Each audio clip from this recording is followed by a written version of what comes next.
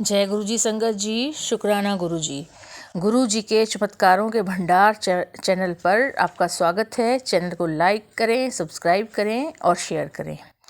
आइए संगत जी, सुनते हैं हम माँ शिवपुराण में शिव नाम की महिमा, भस्म की महिमा, रुद्राक्ष का महात्म्य, नारद की काम पर विजय इत्यादि प्रसंग। आइए सुनते हैं संगत जी आज के सत्संग। शिव नाम की महिमा। ऋषि बोले, सूत जी, अब आप कृपा करके भस्म, रुद्राक्ष और शिव नाम की महिमा का वर्णन कीजिए। सूत जी बोले, हे ब्राह्मणों, भस्म, रुद्राक्ष और शिव नाम में त्रिवेणी के सदृश महापुण्यमय है। शिव नाम गंगा जी, भस्म नाम यमुना जी और रुद्राक्ष नाम सरस्वती जी, ये तीनों पाप नाशक हैं। अतः ये तीनों रूप धारण करने चाहिए। ये महात्म्य वेद शास्त्रों में भी गूढ़ है। शिव नाम दावाग्नि है, महापाप पर्वत है।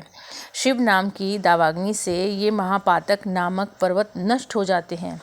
ब्रह्म इत्यादि महान पाप से राशियां नष्ट हो जाती हैं, संसार सागर से तर जाते हैं। जिसके अंग नित्य भस्म से पवित्र रहते हैं और आदर से शिव नाम का जप करता है, वह घोर संसार सागर से तर जाता है। पूर्व काल में इंद्रधुमन नाम राजा तथा एक ब्राह्मण दंपति थे जो महापापी थे। इन दोनों की शिव नाम की महिमा द्वारा सद्गति हुई थी। भस्म की महिमा। सूत जी बोले, सर्व मंगलों को देने वाली भस्म दो प्रकार की होती है, एक महाभस्म तथा दूसरी स्वल्प भस्म। श्रौत, स्मृति तथा लौकिक, तीन प्रकार की महाभस्म होती हैं। इसमें श्रौत, स्मृति भस्म तो ब्राह्मण के लिए है तथा अन्य सभी को लौकिक भस्म है। ब्राह्मण भस्म को मंत्र सहित धारण करें, अन्य वैसे ही धारण कर लें। उपलों की सिद्ध की गई राख तथा यज्ञ की राख भस्म है, वह त्रिपुंड लगाने योग्य है। भस्म लगाकर त्रिपुंड धारण करके जप आदि करना चाहिए। भस्म तथा त्रिपुंड धारण कर जो यज्ञ आदि कर्म, जप, तप, पूजन आदि करते हैं, वे काल को भी अपने वश में कर सकते हैं। जो ब्राह्मण होकर त्रिपुंडधारी नहीं है, उसकी सभी पूजा आदि निष्फल है। वानप्रस्थी, अधीक्षित तथा कन्याएं मध्याह्न में जल में मिलाकर या सूखी भस्म रोज धारण करें। इसमें शिव की भक्ति तथा मुक्ति मिलती है। बीच की उंगली, अनामिका तथा छोटी उंगली के 3 रेखा वाला भरकटी के मध्य एवं समाप्ति तक जितना विस्तार है उतना त्रिपुंड धारण करना चाहिए। सभी शरीर के भागों में धरा, सोम, पृथ्वी, वायु आदि का नाम लेकर त्रिपुंड धारण करना चाहिए। ब्रह्मा, विष्णु, रुद्र की उत्पत्ति करने वाला परमात्मा शंकर का ध्यान स्मरण करता हुआ ओम नमो शिवाय मंत्र से त्रिपुंड धारण करें। रुद्राक्ष का महात्म्य। सूत जी बोले, हे महाभाग शौनक, रुद्राक्ष भगवान शंकर को परम प्रिय है। इसे धारण करने तथा इसे जपने पर समस्त पाप दूर हो जाते हैं। इसकी महिमा स्वयं शिव जी ने पार्वती जी को सुनाई थी, उसको ही मैं तुम लोगों को सुनाऊंगा। शिव जी पार्वती जी से बोले, हे देवी, पूर्व काल में मैंने मन को एकाग्र करके दिव्य सहस्र वर्षों तक तपस्या की। उससे मुझे कुछ भय सा लगा, तभी मैंने भय से नेत्र खोल दिए। उस समय मेरे नेत्रों से आंसू की बूंदें गिरने लगी। उन्हीं बिंदुओं से गौड़ देश से लेकर मथुरा, अयोध्या, काशी, मलयाचल तथा सहस्त्र पर्वत आदि देशों में रुद्राक्ष वृक्ष उत्पन्न हो गए। तभी से इसकी महिमा बढ़ गई। वेदों ने भी इसकी महिमा कही है। सभी वर्ण वाले इनकी माला धारण करें। सफ़ेद, लाल, काले, पीले आदि रंग के रुद्राक्ष क्रमशः धारण करें। जप करने में इसकी माला विशेष फलदायक है।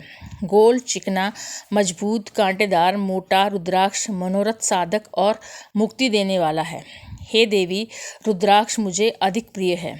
सभी वर्ण वाले, सभी आश्रम वाले, स्त्री तथा शूद्र भी इस कल्याणकारी माला को धारण करें। दिन में धारण से रात के सभी पाप तथा रात में धारण करने पर दिन के सभी पाप नष्ट हो जाते हैं। त्रिपुंड धारण कर रुद्राक्ष पहन ओम नमः शिवाय का जप करने वाला महात्मा यमलोक को नहीं जाता है। उसकी अकाल मृत्यु नहीं होती है, वह निरोग रहता है। 3 मुख का रुद्राक्ष साधन सिद्ध करता है, विद्याओं में निपुणता देता है, 4 मुख वाला रुद्राक्ष ब्रह्म रूप है। इसके पूजन से नर हत्या भी नष्ट हो जाती है, धर्मार्थ आदि की प्राप्ति होती है। कालाग्नि नामक पंचमुखी रुद्राक्ष रुद्र रूप है। ये सभी कामनाएं पूर्ण कर मोक्ष प्रदायक है। इसी प्रकार ये रुद्राक्ष 14 मुख तक के होते हैं, जो विभिन्न देव रूप हैं और अनेक कामना के सिद्ध करने वाले तथा मोक्ष प्रदायक हैं। विद्वेश्वर संहिता समाप्त। द्वितीय खंड स्टार्ट कर रहे हैं, रुद्र संहिता। ऋषिगणों की वार्ता। ऋषि बोले, हे सूत जी, विदेश्वर संहिता का उपाख्यान आपने अच्छी प्रकार सुनाया। अब आप सदाशिव का प्राकट्य, उमा की उत्पत्ति, शिव उमा विवाह, गृहस्थ धर्म तथा अन्य शिव चरित्र हैं, उनका वर्णन कीजिए। सूजी बोले, हे ऋषियों, आप लोग परम धन्य हैं जो शिव चरित्र श्रवण में श्रद्धा बढ़ रही है। ये आपके द्वारा पूछी जाने वाली बात कथा जगत को पावन करने वाली गंगा जी के समान पवित्र है। इसी प्रकार नारद जी ने पिता ब्रह्मा जी से ऐसा ही प्रश्न किया था। तब ब्रह्मा जी ने भी ऐसा ही प्रश्न किया था।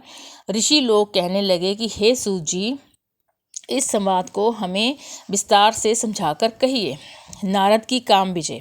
सूत जी बोले, हे ब्राह्मणों, एक समय की बात है कि ब्रह्मपुत्र नारद जी हिमालय की गुफा में बैठकर मौन होकर तप करने लगे।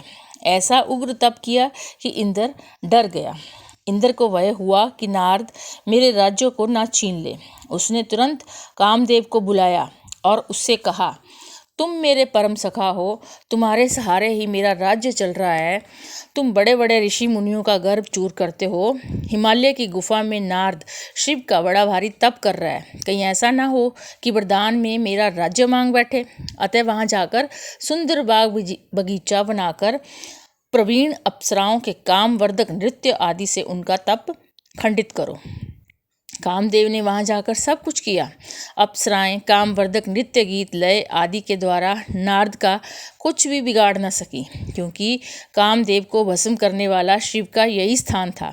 रति के विलाप पर शिव ने उसे वरदान दिया था कि कामदेव कुछ समय बाद जीवित हो जाएगा, परंतु इस स्थान पर तथा जहाँ तक ये भस्म होता दिखाई देता रहा है, वहाँ तक इसकी माया एवं कामबाण नहीं चल सकेंगे।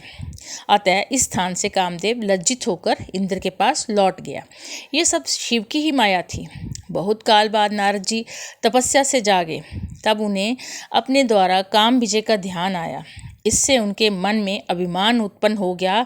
अपनी इस विजय कथा को सुनाने महादेव जी के पास कैलाश पर्वत पर गए।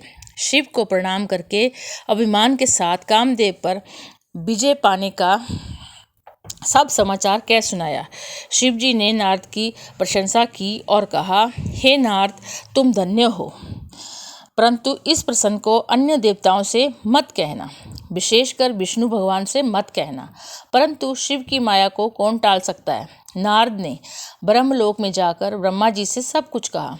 शिव का ध्यान कर ब्रह्मा जी ने सब कुछ जान लिया कि शिव ने नारद से ये प्रसंग किसी को न कहने को कहा है। नारद जी को अभिमान बढ़ने लगा।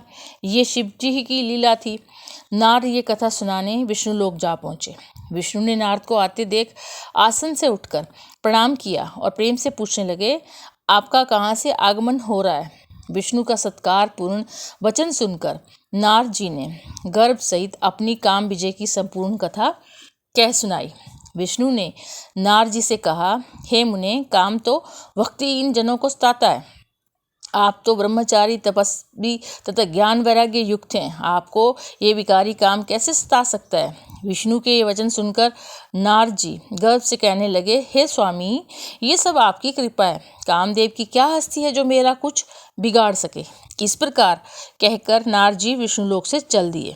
सूत जी बोले, इसके बाद भगवान विष्णु ने एक अद्भुत माया रची। नारद जी जिधर जा रहे थे उधर एक नगर बनाया। उसके नाम राजा का नाम शीलनिधि था। उसकी सुंदर गुणवती आभूषणों से युक्त एक कन्या थी। उस दिन उस कन्या का स्वयंवर हो रहा था। उसमें अनेक देशों के युवक राजा पहुंच रहे थे। नारद नगर की शोभा देखकर मोहित हो रहे थे। जब वे राजा के पास पहुंचे तो राजा ने प्रणाम करके आदर से बिठाया और पूजा की। फिर देव सुंदरी कन्या को बुलाकर उनके चरणों में डाला और उसके वर के विषय में पूछा कि महाराज, आप त्रिकालज्ञ ज्योतिषी हैं, इसको कैसा पति मिलेगा। नारद जी उसके सौंदर्य को देखकर मोहित हो गए। वे बोले, राजन, तुम्हारी कन्या साक्षात भगवती है, लक्ष्मी स्वरूपा है। इसको त्रिलोकी का स्वामी शिव जी के समान और वीर यशस्वी पति प्राप्त होगा। ऐसा कहकर नारद जी वहाँ से चल दिए। उनके मन में विकार उत्पन्न हुआ कि ये कन्या मुझे मिलनी चाहिए, लेकिन राजाओं के सामने मुझे क्यों स्वीकार करेगी, क्योंकि स्त्रियां रूपवान पुरुष को चाहती हैं। इससे मैं भगवान विष्णु का रूप लेकर वहां पहुंचूं तो काम बन जाएगा। ये विचार कर विष्णु भगवान के पास पुनः पहुंचे। विष्णु भगवान से नमस्कार पूर्वक शील निधि की कन्या का वृतांत सुनाया। मैं उसके पाने की इच्छा से आपके पास आया हूँ, आप अपना रूप मुझे प्रदान कर दीजिए। विष्णु भगवान ने कहा, हे नारद जी, अब वहाँ चले, मैं आपका सर्वथा हित करूँगा। वहाँ पहुँचने पर भगवान हरि ने अपना रूप न देकर वानर का सा मुख प्रदान किया। हरि नाम वानर का भी है, अतः भगवान ने यहाँ भक्त का हित भी किया और झूठे भी नहीं बने। नारद जी वहाँ राजाओं के मध्य विराजमान होकर परम प्रसन्न होने लगे। अपने आप को इंद्र के समान शोभा वाला जान ऐंठ कर बैठ गए। वहाँ 2 रुद्रगण भी ब्राह्मण के वेश में थे। वे नारद जी की रक्षा हेतु आए थे। नारद जी का वानर का रूप केवल कन्या ने ही देखा था।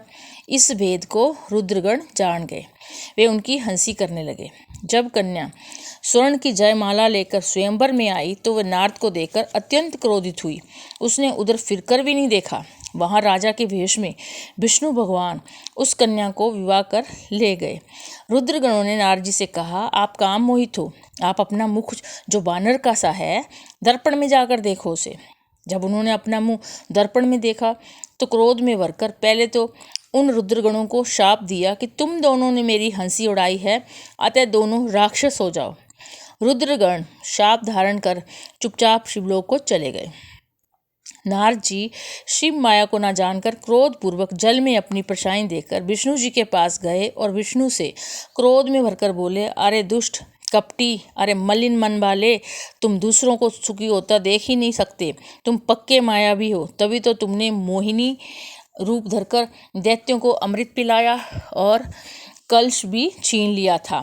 तुमने स्त्री क्लेश से मुझे दुखित किया है और स्वयं कपट से राजा का रूप धारण किया है, अतः तुम मनुष्य रूप में राजा होकर स्त्री क्लेश से दुखी होंगे।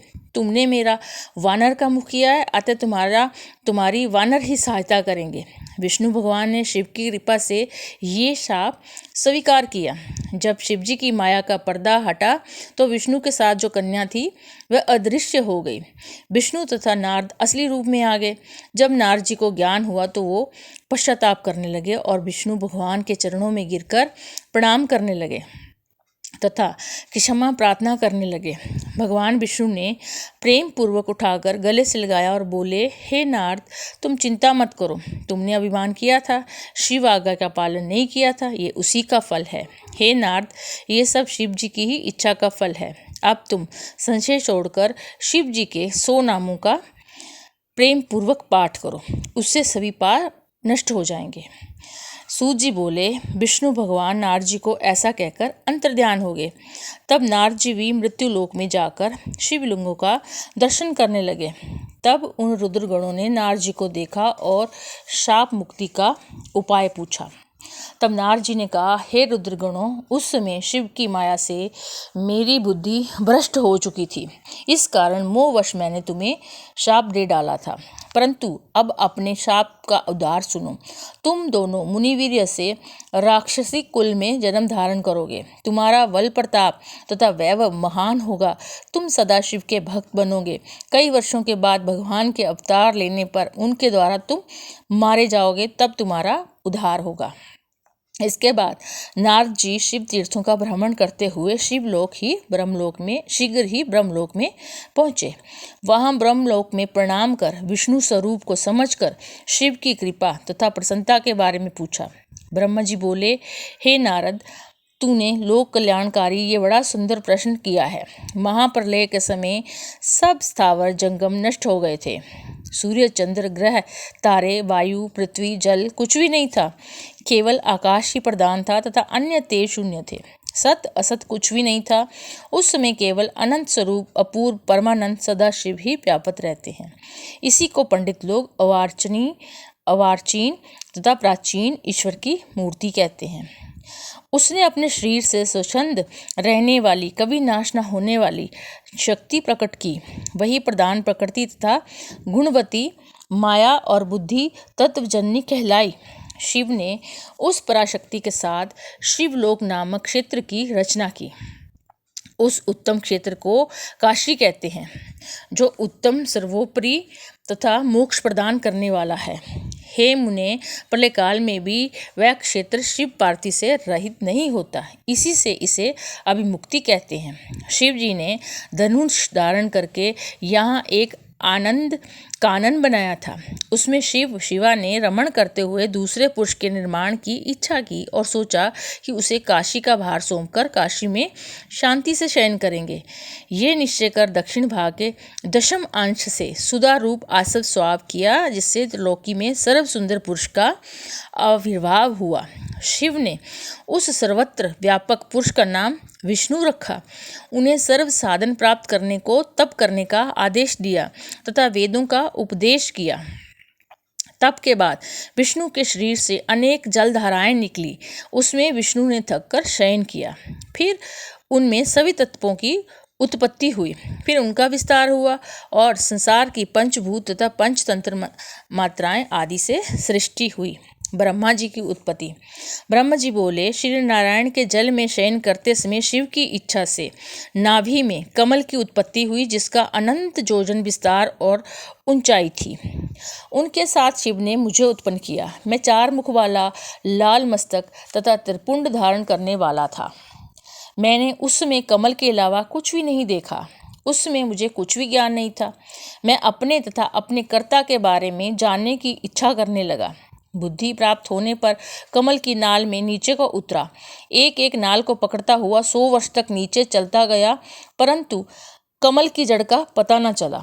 फिर नाल के मार्ग से बाहर आया तो कमल की कली मिली। उस समय तप करने की वाणी सुनाई दी। उसे सुनकर मैं तप करने लगा। 12 वर्ष तक कठिन तप करने पर 4 भुजाधारी मंगल रूप वाले सुंदर विष्णु जी प्रकट हुए। मैंने उनसे पूछा, तुम कौन हो? जगत का कर्ता ब्रह्मा अविनाशी तो मैं हूँ। विष्णु ने क्रोध में भरकर कहा, तुम्हारा कर्ता तो मैं हूँ। तुम मेरी नाभि से उत्पन्न मेरे अंश हो। ये चराचर जगत मुझ में स्थित है। तुम मेरी शरण में आओ, मैं तुम्हारी सब दुखों से रक्षा करूँगा। इस पर हम दोनों में भयानक युद्ध छिड़ गया तथा उस बीच एक लिंग प्रकट हुआ। हम दोनों ने उसे नमस्कार करके युद्ध बंद कर दिया और वास्तविक रूप में दर्शन कर उस लिंग रूप महादेव जी की स्तुति की। ब्रह्मा जी बोले, उस समय आकाश से गंभीर वाणी में ओम ओम की ध्वनि हुई। विष्णु ने लिंग में भी ओम आदि अक्षरों को देखा।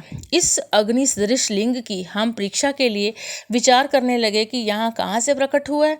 तभी एक परम ऋषि का वहाँ आविर्भाव हुआ। विष्णु जी ने उस परम ऋषि से पूछकर शिव जी का ज्ञान प्राप्त किया। वह शिव अचिंत्य, वाणी से परे तथा एक ओंकार के ही द्वारा जाना जा सकता है। ये एकाक्षर ओम रित्य सत्य परम कारण आनंद अमृत प्रातर ब्रह्मा है। उसी एकाक्षर बीज रूप अंड से ब्रह्मा उत्पन्न हुए हैं। उसका आकार विष्णु है, साकार शिव है। उमा कर मोह न करने वाला मकार नित्य स्वरूप है। स्वर्ण में अंड इसी से उत्पन्न हुआ, जो ऊपर के भाग से आकाश तथा नीचे के 5 सतह वाली पृथ्वी प्रकट हुई। फिर 38 अक्षरों वाला ये मंत्र प्रकट हुआ, जो बुद्धिदायक, धर्म अर्थ का साधक है। फिर मृत्युंजय मंत्र उत्पन्न हुआ, जिसमें ओम जूम स अथवा त्र्यंबकम यजामहे इत्यादि कहा जाता है। इसके साथ ही पंचाक्षर मंत्र, जिसमें नमो शिवाय मंत्र तथा क्षम्यो चिंतामणि मंत्र उत्पन्न हुए। दक्षिण मूर्ति मंत्र भी उत्पन्न हुआ। उसके बाद तत्ववासी महावाक्य उत्पन्न हुआ। विष्णु ने भी इस सभी को जपना शुरू कर दिया और दोनों ने प्रसन्न चित्त से स्तुति प्रारंभ की। विष्णु की स्तुति से महेश्वर प्रसन्न हो गए। तब शिव जी ने मुझे तथा विष्णु जी को वेदों का उपदेश किया। शिव से विष्णु जी ने पूछा कि हे प्रभु, आप किस प्रकार प्रसन्न होते हो? शिव ने कहा कि मैं तुमसे अति प्रसन्न हूँ। तुम किसी बात की चिंता मत करो। मेरा लिंग सदा पूज्य है। इसी पूजा से जैसे तुम्हारा दुख दूर हुआ, उसी प्रकार दुखी प्राणी मुझे लिंग रूप में पूजकर अपना दुख दूर कर सकता है। मैं अनेक प्रकार के फलों और मनोरथों को देने वाला हूँ। तुम मेरी पार्थिव मूर्ति बनाकर पूजा करो। तुम्हारे अंग से मेरा अंग जो उत्पन्न होगा वह रुद्र कहलाएगा। उसमें तथा मुझ शिव में कोई भेद नहीं रहेगा। हे ब्राह्मण, अब तुम सृष्टि के कर्ता बनो। हरि सृष्टि के पालक बनेंगे। उमा रूपी प्रकृति की शक्ति सरस्वती ब्रह्मा की अर्धांगिनी बने तथा यही उमा रूप प्रकृति लक्ष्मी रूप से विष्णु की पत्नी बने। यही पराशक्ति कभी काली नाम से मेरे अंश से प्रकट होगी और कार्य सिद्धि के लिए ज्योति से प्रकट होगी। आपकी दोनों देवियाँ परम मंगलमयी कहलाएंगी। तो संगत जी, आज हम यहाँ तक का ही प्रसंग सुनते हैं। कल हम सुनेंगे ब्रह्मा, विष्णु और रुद्र की आयु, शिव पूजन, देवताओं को उपदेश, शिव पूजन विधि, ये सब हम कल के प्रसंग में पढ़ेंगे। और संगत जी, सत्संग प्लीज़ पूरा सुना करें। आपका दिन मंगलमय हो, इसी कामना के साथ जय गुरु जी।